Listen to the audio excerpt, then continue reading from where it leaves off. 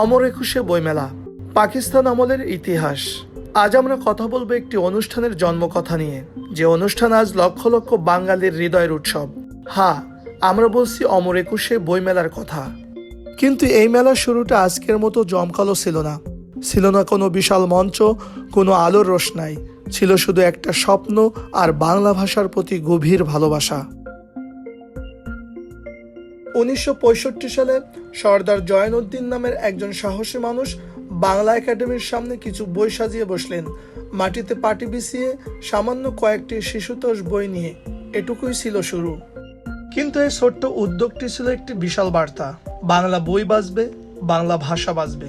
1965 সালেই ঢাকা বিশ্ববিদ্যালয় লাইব্রেরিতে আয়োজিত হয় প্রথম বই প্রদর্শনী। সেটি ছিল সীমিত পরিসরের, কিন্তু উদ্দেশ্যটা ছিল মহৎ। 21শে ফেব্রুয়ারিকে ঘিরে শহীদদের স্মরণে বাংলা বইকে মানুষের কাছে নিয়ে যাওয়া।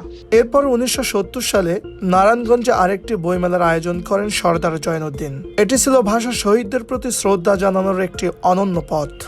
এই পুরো সময়টাই বাংলা একাডেমি ছিল আলোকবর্তিতার মতো। 1955 সালের 3রা ডিসেম্বর প্রতিষ্ঠিত এই প্রতিষ্ঠান বাংলা ভাষা ও সাহিত্যের গবেষণায় নিরলস কাজ করে যাচ্ছিল। বইমেলার ভাবনাটি তখনও পূর্ণ আকার পায়নি, কিন্তু বীজটি বোনা হয়ে গিয়েছিল। দেশ স্বাধীন হওয়ার পর 1972 সালে চিত্তরঞ্জন সাহা মুক্তধারা প্রকাশনীর কর্ণধার বাংলা একাডেমির মাঠে মাদুর বিছিয়ে বই বিক্রি শুরু করেন। এটি পরবর্তীতে বাংলা একাডেমি গ্রহণ করে এবং রূপ নেয় আজকের অমর একুশে বইমেলায়।